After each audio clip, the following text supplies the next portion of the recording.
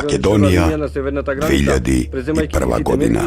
Војната веќе беше на прагот. На северната граница тегобна неизвестност. Можноста воената криза од Косово да се префрли во Македонија веќе беше реалност. Само политичкото раководство остануваше слепо на фактите што разузнавачите на армијата и државната безбедност секојдневно ги нудеа од теренот.